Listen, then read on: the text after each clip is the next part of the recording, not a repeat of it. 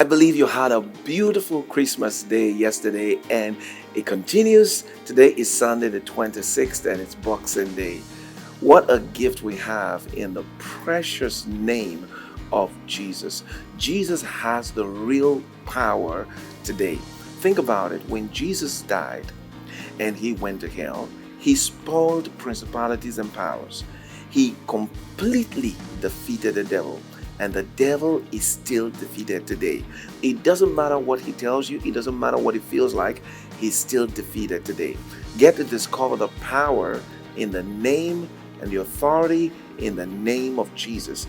And discover that you have it and you can use it today by studying today's article of Rhapsody Realities. And while you're at that, I want for you to use the link on the screen and this Christmas season continue to share the Rhapsody Realities with others all around the world. Click to become a partner today and share Rhapsody Realities as part of your love giving this Christmas season. Merry Christmas once again.